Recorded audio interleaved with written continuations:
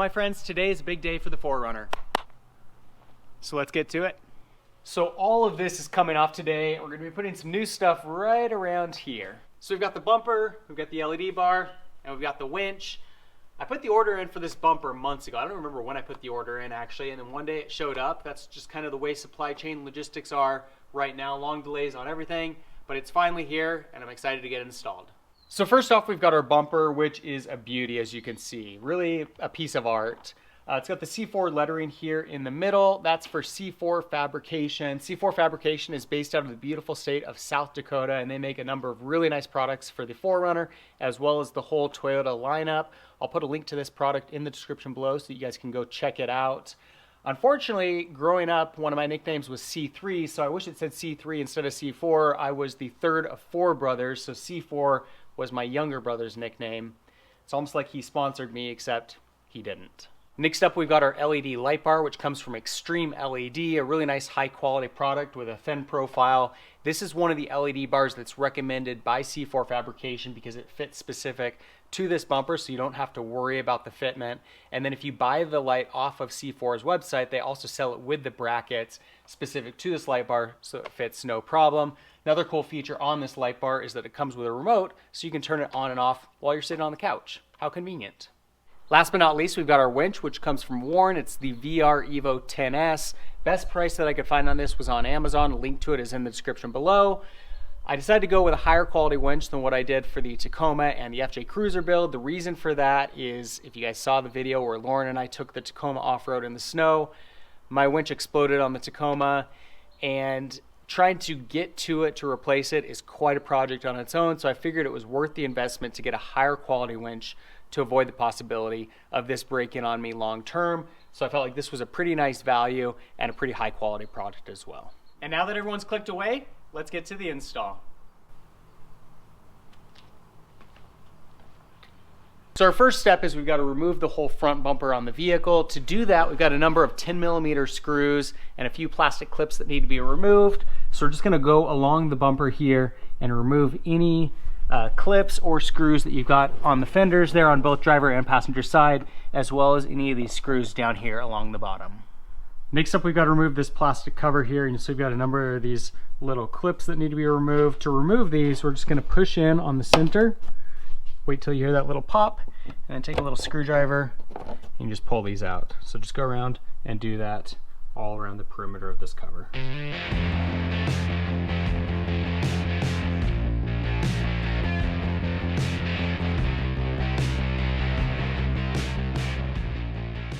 Okay, so with this cover removed, you're going to need your socket wrench again, another 10mm screw here that we're just going to remove in the middle.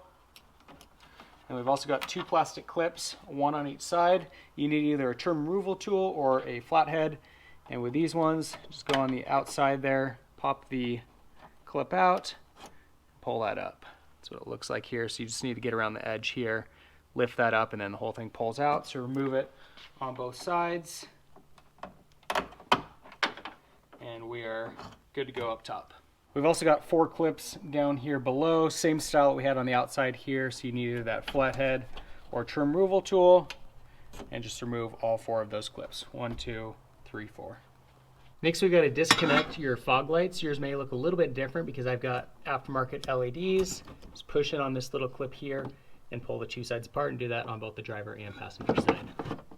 Now, last step before we remove the bumper here, we've got these little clips here. We're just going to kind of push those out, push them in. Do that at the bottom and the middle here. And then up top, we'll just kind of take the bumper, just kind of pull it around this little piece up top. Be gentle here so it don't break anything. Now we're free of that. So we're just going to grab the fender here and pull gently. Do the same thing on the driver's side.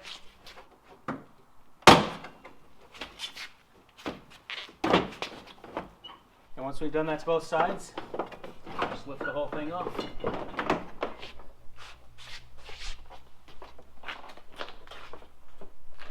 Next, we're ready to remove this bumper. We've got 4 bolts on each side. They're 14mm, 1 here, 3 over on this side, and then likewise over on the driver's side.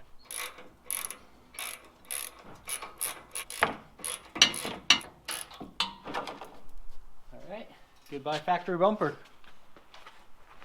Before we install the bumper, we've got to trim off this piece of plastic here. Got a line marked out right down here. Give that a try and see if that's good enough. And then on the driver's side, we've got our line marked right there. So we'll give that a try, see if that works, and cut more as needed.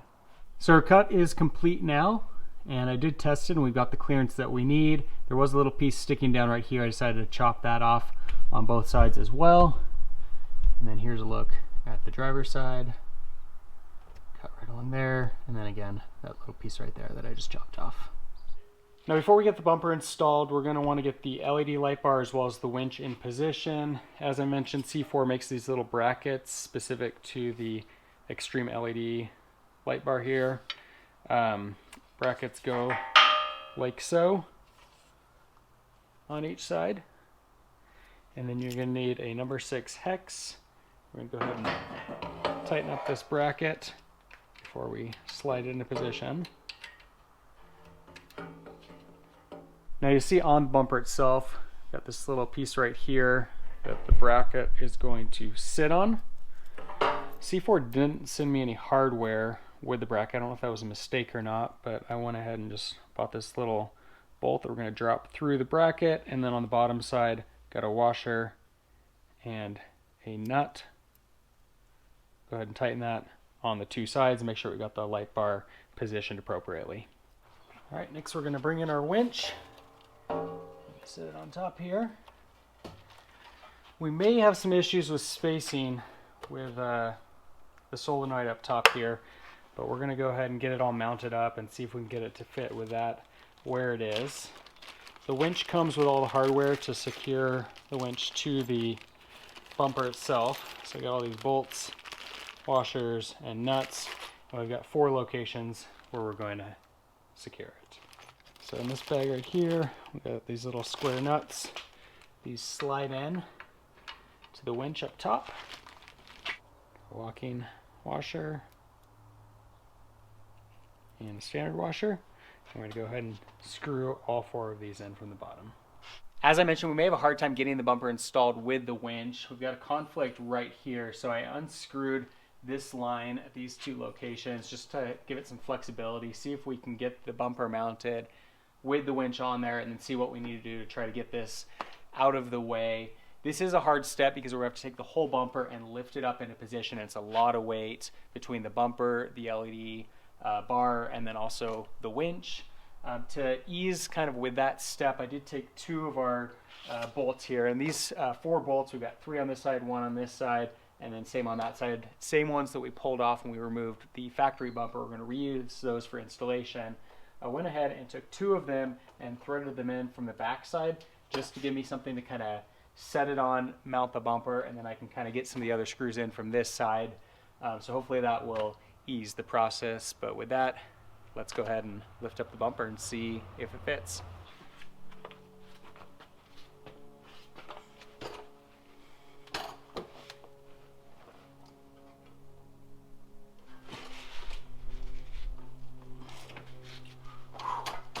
It's heavy. I think I could get it, but I don't want to destroy my back either, so I'm gonna get creative here and see if this will help us.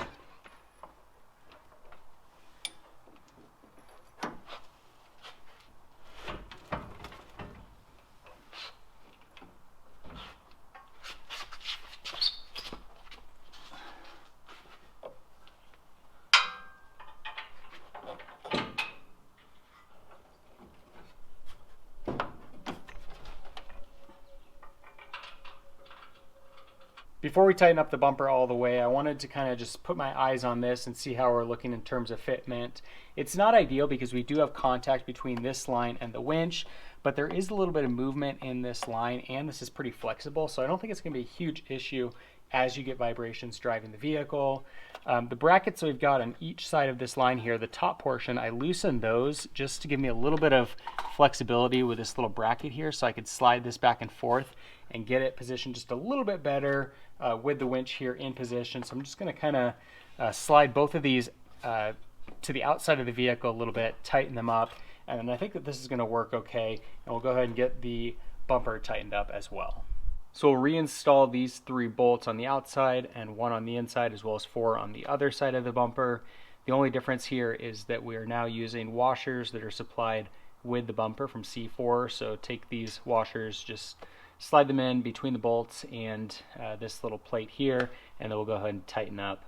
Again, we want to make sure we do these in sequence between the 2 sides of the vehicle, make sure that you've got it level and everything's positioned as it should be before you fully tighten them up.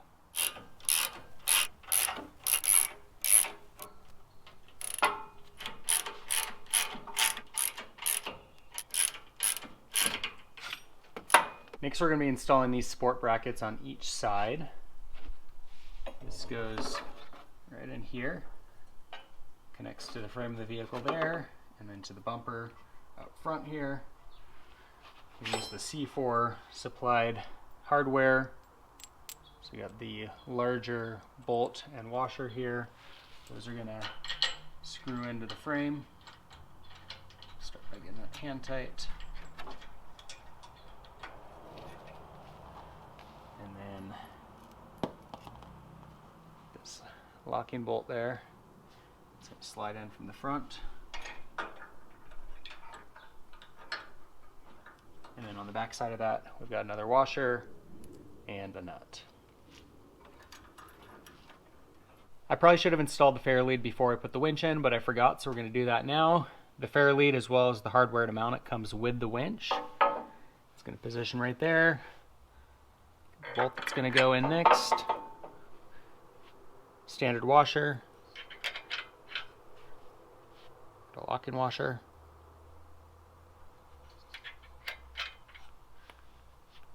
And we've got the nut that goes on the end. Mounted up on this side as well. And we'll go ahead and tighten these up with a 18mm socket wrench. Hold the nut on the inside with a 19mm wrench.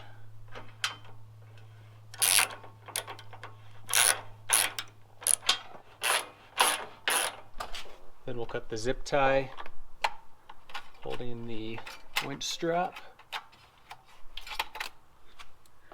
and we'll go ahead and feed the strap down into the Fairlead.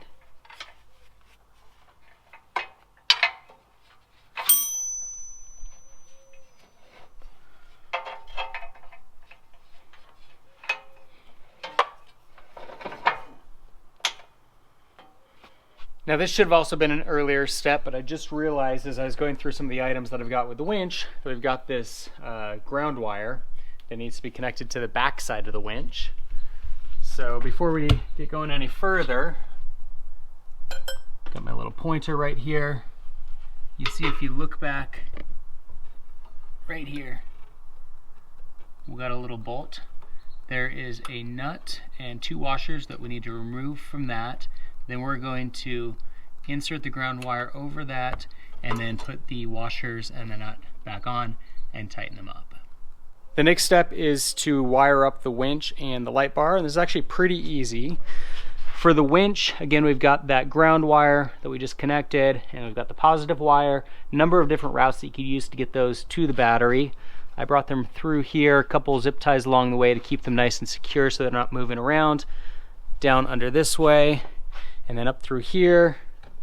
Both positive and negative are coming through this way. Got positive coming up to the positive terminal, and then the negative coming up to the negative terminal.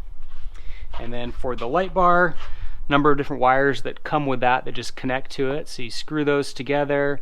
Again, I've got zip ties to just keep these out of the way. And you'll see we've got a lot of extra wire with the light bar. The reason for that is this is not specific to necessarily a vehicle application, so you can use them on a number of different things, and they're just giving you that flexibility with more wire.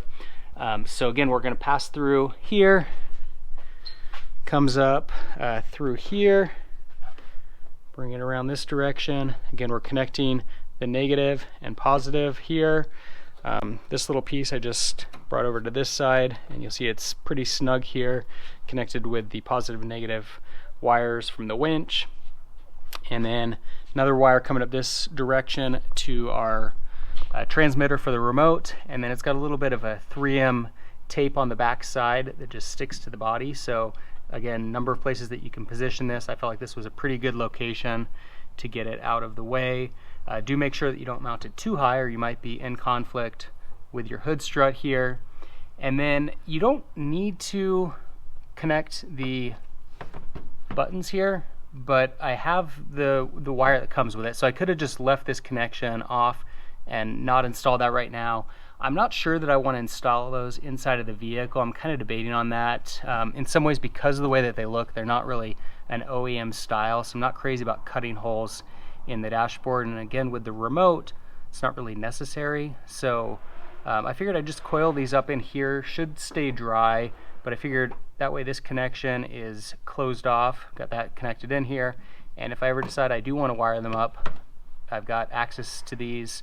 The other thing too is if for whatever reason the battery dies on the remote and I'm out somewhere and I want to use the light bar, I can just use the buttons here. So it's a little bit weird to put them inside of the engine compartment, but I'd prefer to do that than to cut holes in my dashboard with something that's not going to have that OEM look. And then of course the last step is we want to test things out and make sure that they work. You'll see I've got my remote plugged in for the winch. It's lit up, and if we push this button, pulls in, that one pushes it back out. So we're good on the winch. And then we've got the remote for the light bar, and this is pretty cool. So it's got the on button, push it once, we get our amber, push it again, we got the white, push it again, goes to all of them, and then just goes back through the cycle. And we've got the off button on this side. Another cool thing on the light bar is we've got these buttons on the top and the bottom. Top one, we get hazard lights flashing at a slow pace, and then the one on the bottom makes them go faster. So another cool feature. Now we're ready for my least favorite part of the project, and that is cutting the stock bumper. Got to be really careful with this because you've got one try, you're going to be buying a whole new bumper, so make sure that you measure things correctly and cut very carefully. Along the sides, our cut line is right here where I've marked out in black. So tucked in on the inside here, all the way up, and then from that edge to the black, it's 3/8 of an inch. So measure that out to 3/8 all the way on each side. And then up top, we need 1.5 inches from this black plastic, and then we're going to cut along the edge of the blue tape here. So go ahead and give you a quick look with the measuring tape. See, we're at 1.5 inches, and then 3/8 of an inch. And here the bumper is with that valance cut off. Got a pretty clean cut overall. Now we're ready for the installation. Now we're ready to install the bumper and the grill. So we're just going to take this whole piece and lift it up. We're going to angle it back, try to get that lip in at the bumper first.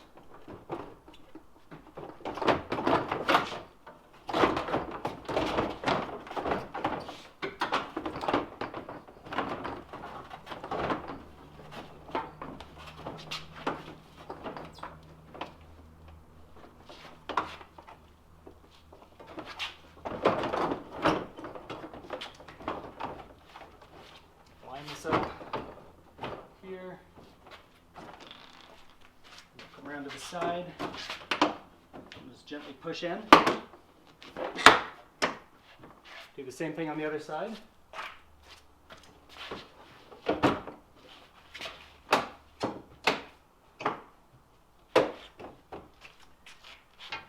Pretty good.